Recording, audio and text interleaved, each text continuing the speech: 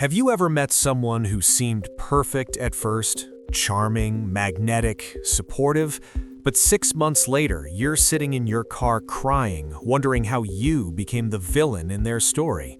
You ignored the red flags, you gave them one more chance, and now you're questioning your own sanity.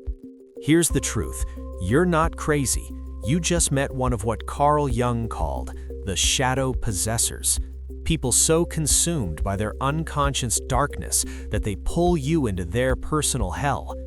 Today, we're exposing all 6, because once you see them, you can't unsee them. Society romanticizes toxic people. Movies tell us broken people just need love. Self-help gurus say everyone deserves a second chance. That's garbage. Jung spent 60 years studying the human psyche, and he discovered something terrifying. Some people are psychological black holes. The closer you get, the more of yourself disappears. If you keep ignoring these patterns, you don't just lose time, you lose your identity. I'm about to show you the 6 archetypes Jung warned about. Learn them, then run. Person 1, the projection artist. Jung called this shadow projection. In plain English, they hate something about themselves, so they convince you that you're the problem. Next time someone accuses you out of nowhere, you're so selfish, or you never listen.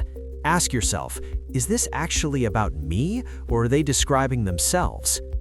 Classic example, the cheater who constantly accuses you of cheating, the liar who says you can't be trusted. They're not arguing with you, they're arguing with their own reflection, and you're just the mirror. When they project, don't defend yourself. Calmly say, "That's an interesting observation. What makes you say that?" Watch them spiral trying to explain. Person 2, the eternal victim. Jung called this the martyr complex. In plain English, everything bad happens to them. Nothing is ever their fault. They're allergic to accountability. Listen to their stories. Do they ever admit responsibility? Or is every breakup, every firing, every conflict someone else's fault? Lost their job? My boss was jealous. 3 failed relationships? They were all narcissists. No friends? People can't handle my honesty. Here's the trap.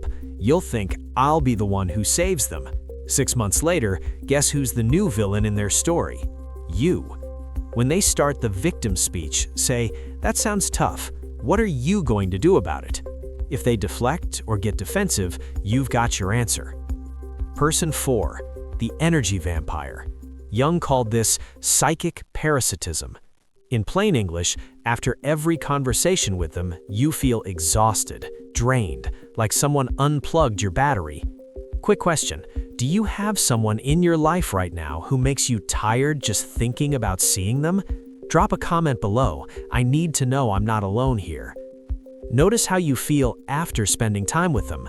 Energized, or like you need a 3-hour nap? They don't ask about your life. They monologue. They trauma dump without permission.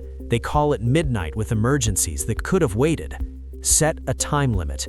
Hey, I've got 15 minutes to chat. When time's up, end it. Gotta run, talk soon. If they guilt trip you, you've confirmed what they are. Person 5, the shapeshifter. Jung called this the persona mask. In plain English, they change personalities depending on who's in the room. You never know which version you're getting. With their boss, professional and respectful. With you, cruel and dismissive. With strangers, charming and warm. Watch how they treat people who can't do anything for them. Waiters, janitors, customer service workers. That's their real them. Jung warned, the persona is a mask, but some people wear it so long they forget there's nothing underneath. If you catch them being two-faced, call it out once. You seem different around me than you are around others. What's up with that? Their reaction tells you everything. Person 5, the narcissistic wound. Jung called this the inflated ego. In plain English, they can dish it out, but they can't take it. One tiny criticism and they explode or freeze you out for days. Give them mild, constructive feedback, something neutral like, "Hey, could we try it this way next time?" If they react like you just insulted their ancestors, run. If they say, "You're too sensitive," or "I was just joking," but they can't handle jokes about them, you're dealing with a fragile tyrant. Jung said it best, "The bigger the ego, the thinner the skin." Stop walking on eggshells. If you can't have an honest conversation with them without them punishing you, the relationship is already over. Person 6, the chaos addict. Jung called this the trickster archetype gone dark. In plain English, they need drama to feel alive. When things are peaceful, they start fires.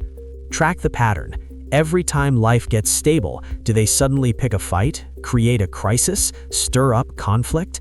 They'll say they hate drama, but somehow drama follows them everywhere. That's not bad luck, that's a choice. Jung warned, some people are so addicted to chaos, they'll burn down paradise just to feel the heat. If they thrive on chaos, give them nothing, no reaction, no engagement. Gray rock them until they move on to their next target. Here's the part most people don't want to hear. Jung said, until you make the unconscious conscious, it will direct your life and you will call it fate. These 6 people, they're not going to change because you love them harder. They're not going to wake up one day and apologize. The only question is, how much of your life are you willing to sacrifice before you walk away? It's not cold to protect your peace, it's survival. You just got a psychological PhD in 6 minutes. Now comes the hard part, actually using it. Next time you meet someone who fits these patterns, don't ignore it, don't make excuses. Trust your gut and set the boundary. If you're ready to stop being everyone's therapist and start protecting your energy, hit that subscribe button.